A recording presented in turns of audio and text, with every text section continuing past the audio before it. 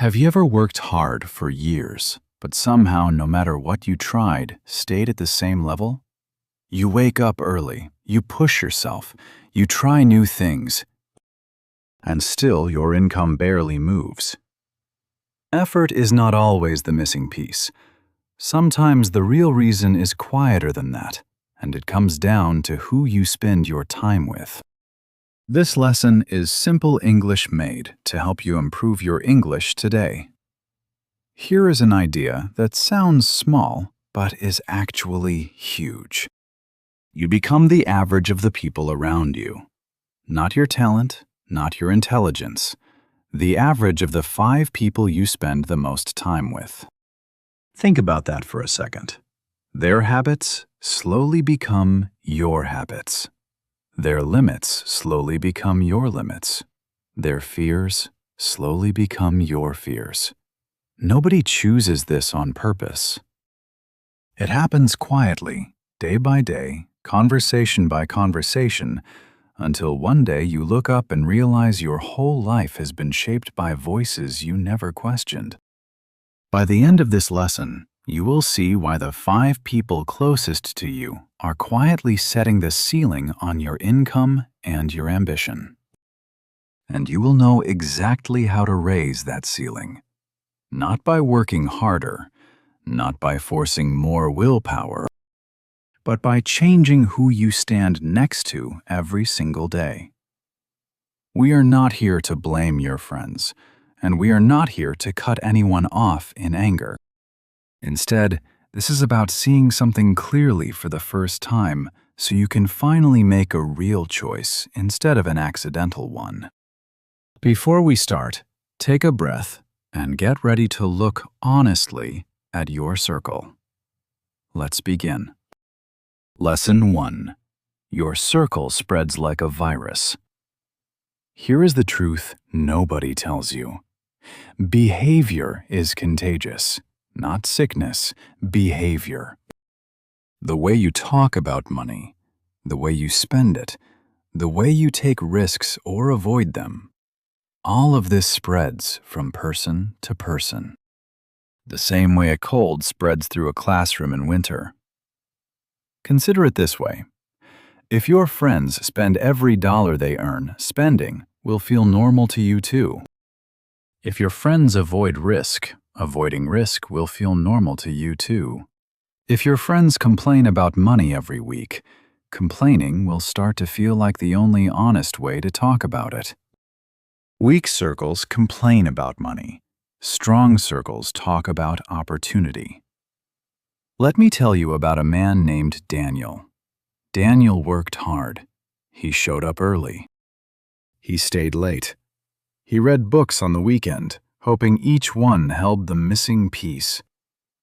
For years, he believed that effort alone would eventually change his life.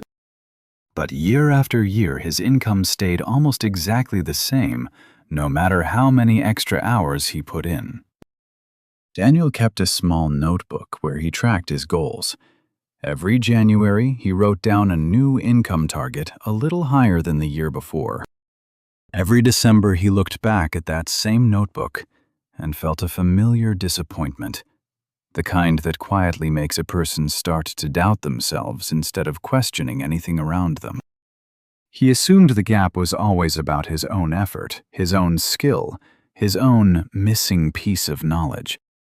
It never once crossed his mind to look sideways at the people sitting across from him at dinner. Daniel had a small group of close friends. Good people, kind people. But every time they met, the conversation turned the same way. Complaints about bosses, complaints about bills, jokes about how nobody in their neighborhood ever gets rich anyway.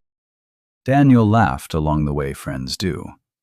He never noticed that these conversations were quietly shaping his beliefs about what was possible for a person like him.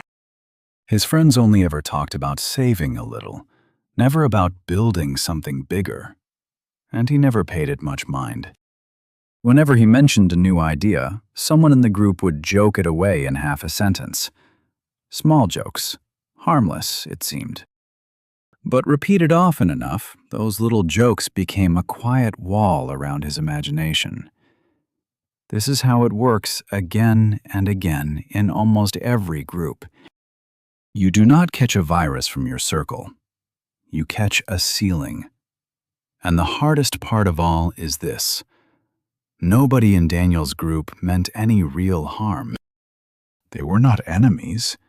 They were simply comfortable where they were, and comfort spreads just as fast as ambition does, sometimes faster. When the group around you is comfortable staying still, you will feel a strange pressure to stay still too, even if nobody ever says a single word about it out loud. So here is the first shift worth making today. Stop asking only, "Am I working hard enough?" Start asking, "What is considered normal inside my circle?" Because whatever feels normal to the people around you will slowly start to feel normal to you too, whether it helps you or quietly holds you back. Picture two people starting the exact same job on the exact same day, earning the exact same salary. One of them spends most evenings with coworkers who talk about promotions, side projects, and new skills worth learning. The other spends most evenings with people who mainly talk about how unfair the company is and how nothing ever really changes. 5 years later, these two people rarely end up in the same place, even though they started from identical numbers on a page. The difference was never really about talent. It was about which conversations they were sitting inside week after week without ever choosing it on purpose. Lesson 2. You're standing closer than you think. Notice this. There is a well-known idea in the world of business and personal growth, one that keeps resurfacing decade after decade. The speaker Jim Rohn once made a simple observation that has stayed relevant for decades.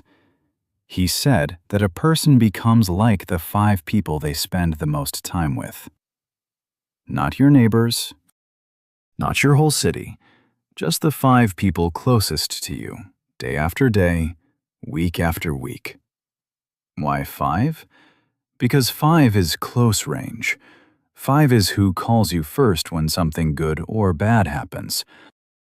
5 is who you eat lunch with, who you text at night, who quietly shapes your idea of a normal week and a normal life. This is proximity. And proximity is far more powerful than most people ever give it credit for. What makes proximity so dangerous and so useful at the same time is that it never acts all at once. It works a little bit every single day. One conversation does not change you, but 1,000 small conversations repeated across years absolutely change you, one small brick at a time. Researchers call this kind of pattern the compound effect. Small actions, repeated often, quietly become enormous results over time. A coin flipped once means nothing at all. The same coin flipped every day for 10 years slowly builds a mountain of choices you never planned to make. Now think honestly about your own life. Think about the words you hear most often from the people closest to you. Are they words about growth, or mostly words about staying safe? Are they words about building something new, or mostly words about simply surviving another month? You may not even remember hearing these words directly, and that is exactly the point. You absorbed them slowly, without ever noticing the process happening. Nobody warns you. You just slowly become them, one ordinary day at a time. There is no need to feel scared by any of this. It is simply how human beings are built, and it has been this way for a very long time. We are wired to match the people around us because for thousands of years, standing apart from the group could get a person killed. In today's world, that same ancient instinct can quietly cap your income, your confidence, and your dreams if you are not paying close attention to who is actually standing closest to you. So today, pay attention on purpose. Look honestly at your closest 5, not to judge them and not to feel superior to them, simply to notice what they are silently teaching you without either of you ever saying a single word about it. Lesson 3. When growth gets punished. Watch what happens next, because this part surprises almost everyone the first time they hear it. Let me introduce you to a woman named Maria. Maria worked in an office job for 6 years. She was smart, careful with money, and quietly ambitious underneath a calm exterior. One evening she had an idea. A real idea. A small online business built around a skill she was genuinely good at. For weeks before she told anyone, Maria had been quietly researching in the evenings, checking whether the idea could actually work, sketching a rough plan on the back of old receipts. She was not naive about the risk. She understood it would take real effort and a little money set aside. What she needed most, more than a perfect plan, was simply a small amount of encouragement from the people closest to her. Just enough to take the first real step. She felt excited, so she told her closest friends about it, the way people share things when they are hopeful and a little nervous at the same time. They laughed. Not cruelly, but enough to sting. That sounds risky. Most of those things fail within a year. Why not just stay where you are? It's stable, it's safe. One friend even joked that she would be back at her office desk within a month, laughing as if it were obvious. Maria smiled and changed the subject. Something in her shrank a little that night, quietly, without any drama. She put the idea away in a drawer and did not bring it up again for almost a year. Here is what actually happened in that moment, even though nobody in the group truly meant to cause harm. Weak circles want you to stay the same. Strong circles want you to grow. Maria's circle was not made of bad people. It was made of comfortable people. And comfortable people often feel quietly threatened without ever realizing it whenever someone close to them tries to grow past the group's usual size. This idea is worth saying clearly because it explains so much silent pain that people carry without a name for it. The moment you grow, some people will need you to shrink back down. Not out of hatred, out of fear. Your growth quietly reminds them of growth they have been avoiding in their own life. And instead of facing that uncomfortable feeling, some people will discourage you, joke about your dreams, or slowly, politely pull away. If this has ever happened to you, hear this clearly. It was never really about your idea being bad. It was about your circle protecting its own comfort. Once you understand that, the old sting of it gets a lot smaller and a lot easier to walk past the next time it happens. Lesson 4. Stop blaming your willpower. Let's be honest for a moment. Most people believe that if they simply had more discipline, more willpower, more grit, their entire life would finally change. So they try harder.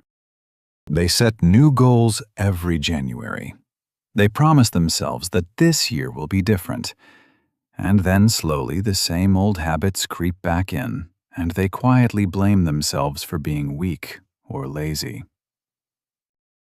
Almost nobody says this part out loud, so let's say it clearly. Willpower is weak. Environment is strong. Think about it honestly for a second.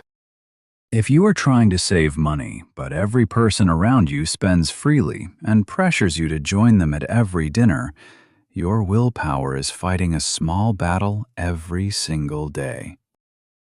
If you are trying to build something new, but every person around you jokes about failure, your willpower is fighting a small battle every single day. Eventually, even the strongest willpower gets tired. Environment never gets tired. Environment just keeps pulling quietly and patiently, day after day, year after year. This explains why two people can read the exact same book, hear the exact same advice, and end up in completely different places 5 years later. It is rarely about who understood the book more deeply. It is almost always about who built an environment that supported the lesson afterward, and who simply went back to the old room full of old habits. Think of 2 gym memberships bought on the same day by 2 different people for the same reason. One person joins a class full of people who show up early and take their own progress seriously. The other trains alone, surrounded mostly by people who cancel plans and joke about giving up. A year later, one membership card shows real progress. The other quietly expires unused in a drawer. The books they read, the goals they set, none of it mattered nearly as much as the room they chose to stand in each week. If this idea is opening your eyes even a little, take 1 second right now and hit subscribe, because the next part of this lesson is where things really start to shift. The real shift in thinking worth making today looks like this. Instead of asking, "How do I force myself to change?" start asking, "How do I design my surroundings so that change becomes the easy, natural choice?" Extra discipline is not required to avoid a snack that is not sitting in the kitchen in the first place. Extra discipline is not required to avoid a discouraging conversation that never even happens because the people around you are simply not having it. This has nothing to do with being lazy. It has everything to do with being smart with your energy. The strongest people you admire rarely won by fighting their environment every single day with pure willpower alone. They won by choosing an environment where the right choice quietly became the easy choice. And that shift almost always starts with one decision above every other, which is exactly who you let stand close to you. Lesson 5. 2 kinds of circles. There are 2 kinds of circles in this world, not 2 kinds of people, 2 kinds of circles. And most people never stop long enough to notice which one they are actually standing inside. The first kind is a downward circle. This does not mean bad people or unkind people at all. It simply means a group where comfort is protected more carefully than growth. Inside a downward circle, big goals get quietly mocked before they even get a fair chance. New ideas get questioned in the first 30 seconds.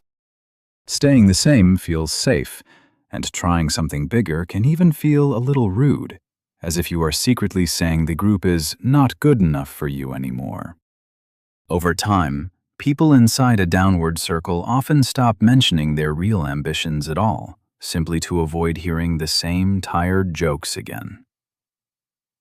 The second kind is an upward circle. Inside an upward circle, ambition feels normal, not strange or embarrassing. When someone shares a big goal, the group leans in with real questions instead of pulling back. When someone fails, the group treats it as useful information, not a source of embarrassment.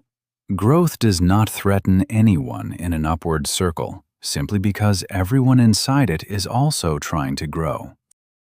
Here comes the uncomfortable part. 99% of people quietly choose comfort in their circle. Only a small percentage choose growth on purpose. Not because most people lack potential or talent, simply because building an upward circle takes real effort, while staying inside a familiar downward circle takes none at all. It is far easier to keep the friends you already have than to go looking for new ones, even when you can feel quietly that they are gently holding you back. So take a moment right now, honestly, and ask yourself one direct question. When you share a big goal with your closest circle, what usually happens next? Do people lean in with genuine curiosity, or do they change the subject, joke it away, or quietly go silent? Your honest answer tells you more about your future income than almost anything else you could measure this year. Nobody is asking you to judge the people in your life harshly here. The real goal is finally seeing clearly which kind of circle you are standing inside today, so you can make a real, informed choice instead of an accidental one you never actually agreed to. Most people never actually choose their circle on purpose. It simply forms out of proximity, out of school, out of an old job, out of a neighborhood they happened to grow up in. There is nothing wrong with a circle forming that way at the start. The problem only shows up years later when a person is still standing inside a circle that no longer matches the goals they are quietly carrying inside themselves, simply because nobody ever stopped to check. Lesson 6. Permission you never knew you needed. Something shifts here, so let's return to Maria for a moment.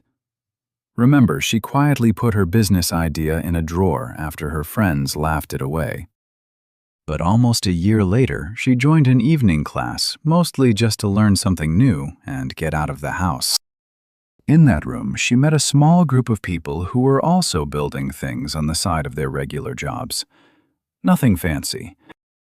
Just a handful of people meeting for coffee once a month to talk honestly about their projects. The first time Maria mentioned her old idea inside that new group, something different happened entirely. Nobody laughed.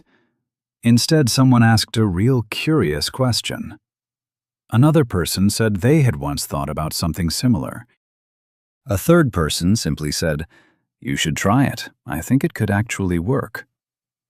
Maria said later that this small moment was when everything genuinely began to change. Not because these new friends did anything dramatic for her. They did not invest money. They did not build the business for her. They simply believed it was possible out loud in front of her, and that quiet belief turned out to be just as contagious as doubt had once been inside her old circle. This is exactly what an upward circle offers that a downward circle never can: permission. Warren Buffett has spoken publicly more than once about how choosing the right people to learn from and spend time near was one of the most important decisions of his entire career.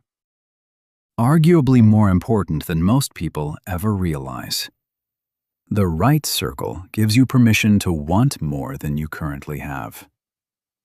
Maria started her small business about 6 months later. It grew slowly at first, then steadily. But it grew. And every time self-doubt crept back, in her new circle reminded her quietly why she had started in the first place. 3 years later, Maria's small business had grown into her full-time income, replacing the office job she once thought she would keep forever. She still keeps in touch with a few of her old friends, the ones who had laughed at the idea in the beginning. She never resents them for it. She simply understands now that their reactions said far more about their own comfort than it ever said about her idea.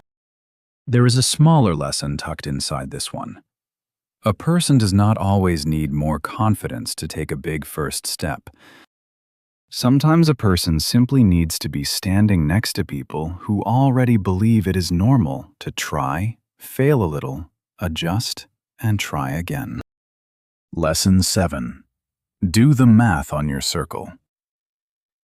Try this right now, because reading about circles is never quite the same as actually looking honestly at your own. Take a moment and think of the 5 people you talk to most, the ones who receive the biggest share of your time and attention each week, without you even planning it that way. Now, honestly, for each of these 5 people, ask 3 simple questions. Do they talk mostly about growth or mostly about problems? Do they support big goals out loud or quietly question them the moment they are mentioned? Do they push you gently toward new things, or do they encourage you in small ways to stay exactly where you already are? There is no need to judge any of these people as good or bad here. That is not the point of this exercise at all. This is simply about averaging honestly. Add up the 5 people closest to you, and that average is roughly you. Their average habits around income, their average tolerance for risk, their average belief about what is even possible, all of it quietly shapes your own average, whether you consciously agree with it or not. Some people doing this exercise honestly for the first time feel a little uncomfortable partway through. That discomfort is completely normal, and it is actually useful information. It usually means a person is finally seeing something clearly, instead of only feeling it vaguely in the back of their mind for years without naming it. Here is the difference that matters most once your average finally becomes clear to you. Quitters protect their group at almost any cost. Builders expand theirs deliberately over time. A person stuck inside a downward circle often protects that exact circle fiercely, even when it is clearly holding them back, because real change feels far scarier than staying comfortably stuck. A person building an upward life instead treats their circle like a garden, always willing to add new plants when the season is right, and sometimes willing to gently prune the ones that are no longer helping anything grow. Nobody is being asked to walk away from a single person today. The only real ask here is to see your own 5 clearly, honestly, and without convenient excuses, because nobody can truly upgrade a circle they have never actually looked at closely. Lesson 8. You are allowed to outgrow people. Here is what almost nobody says out loud, even though nearly everyone feels it at some point in their life. The idea of changing your circle can quietly bring up guilt. It can feel disloyal, even a little selfish, as if choosing new friendships somehow means rejecting the people who were once genuinely there for you. Let's be very clear about something important here. This lesson is not asking anyone to cut people off in anger or to secretly believe they are better than everyone else. That reaction is not growth at all. That reaction is ego wearing the costume of growth. Real growth tends to look very different, and it is usually much quieter than people expect it to be. Oprah Winfrey has spoken openly on more than one occasion about deliberately stepping back at certain points in her life from relationships that no longer matched the direction she was growing toward, even when those choices were emotionally difficult in the moment. Not out of anger toward those people, out of respect for her own future and the work she still wanted to do. Outgrowing people is not betrayal. It is evolution, plain and simple. Consider it this way. When you were younger, certain toys mattered enormously to you, almost more than anything else in the world. As you grew older, those toys stopped mattering, not because anything was ever wrong with the toys themselves, but because you had simply grown past that particular stage of your life. Relationships can quietly work the same way. Some people are meant to walk beside you for a single season, not for every remaining mile of the journey. That does not make the season worthless or the friendship a mistake. It simply means the season has naturally ended. A person is allowed to still care deeply about someone, wish them genuine well, and simply spend less daily time building a future beside them. A person is allowed to keep the good memories without keeping the exact same daily habits that no longer fit who they are becoming. This is not cruelty. This is honesty applied gently toward your own one life. So if guilt has quietly been the thing stopping you from upgrading your circle, Let this be the moment that guilt finally loosens its grip, even just a little. Lesson 9. Building the circle that builds you. This is the real work, and thankfully, it is simpler than most people expect, even though it is rarely instant or easy. Building a new circle does not mean finding 100 new friends this month. It means finding just a few people, even a single person to start, who are already a little further ahead of you in the exact direction you want to go. People who make the next step look a little less intimidating simply by having already walked it. Here is where to actually start looking. Look toward communities built around a skill you are actively learning, not merely a hobby you enjoy passively from the sidelines. Look toward classes, workshops, or online groups where people are visibly, actively building something real. Look toward one person you quietly admire from a distance and find an honest, low-pressure way to get a little closer. Even if that simply means asking a thoughtful question instead of staying silent in the corner. A person does not need 100 new friends. A person needs 2 or 3 who see further down the road than they currently can. People whose ordinary Tuesday conversations quietly raise the ceiling of what feels possible. Remember Daniel from the very beginning of this lesson? The man who worked hard for years, yet stayed stuck at almost the same income level. Daniel eventually did the exact exercise you just did. He looked honestly at his own 5 people. He noticed how many conversations were built around complaints instead of possibilities. And instead of abandoning his old friends completely and dramatically, he simply started adding new people into his life slowly, on purpose, one small step at a time. A weekend course here, a small group of people building side projects there, one patient mentor who answered his questions without any judgment at all. Within 2 years, Daniel's income had genuinely doubled. Not because he suddenly worked twice as hard, since he had already been working hard the entire time. What actually changed was the room he stood in most often, week after week. New conversations quietly planted new beliefs about what was possible for someone like him. New examples made bigger goals feel normal instead of foolish or out of reach. Looking back, Daniel later said the strangest part was how ordinary it all felt while it was happening.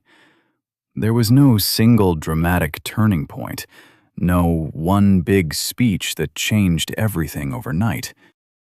Just a slow accumulation of better conversations replacing the old ones month after month, until the person he had become simply matched the rooms he had chosen to stand in. Your income slowly starts to reflect the people who surround you day after ordinary day. This is not magic, and it does not happen overnight.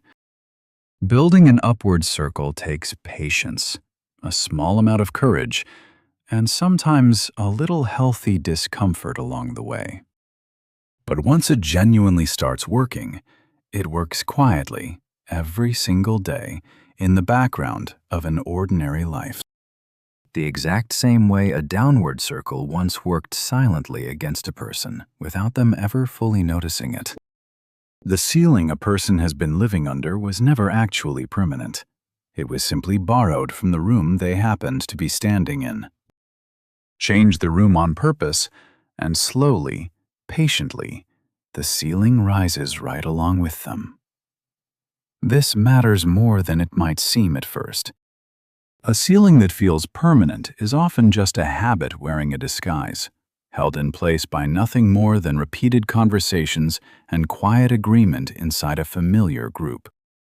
Once a person genuinely understands this, the whole idea of an income ceiling stops feeling like fate and starts feeling like something they actually have influence over. One relationship and one decision at a time. Let's bring this whole lesson together now. 4 things worth carrying with you, the kind of things worth writing down somewhere you will actually see them again next week. 1. Behavior spreads quietly. The habits, fears, and beliefs of the people closest to a person slowly become their own, whether they consciously notice it happening or not. 2. Comfort tends to protect itself fiercely. Some people will discourage growth nearby, not because they wish anyone real harm, but because that growth quietly threatens their own comfort without them ever admitting it out loud. 3. A circle is math, not mystery. Add up the 5 people closest to you. Look honestly at what they genuinely believe is possible, and you will understand a great deal about your own current limits. 4. Upgrading a circle is not betrayal toward anyone. A person can still care about their past circle and choose calmly to build a new one honest conversation at a time. A circle is never truly fixed. It is a choice made every single day in who you call first, who you sit beside, and whose voice you allow to quietly shape your beliefs about what is possible for your own life. One ordinary conversation at a time. You become the average of the people around you. Keep listening, keep growing, and improve your English with every lesson. Who is one person in your circle who is quietly raising your ceiling right now? Tell me in the comments below. I would genuinely love to read your answer. If this lesson made you see your own circle a little differently today, share it with someone who needs to hear it too. Someone who might be standing in the exact same room without realizing what it is quietly costing them. See you in the next lesson.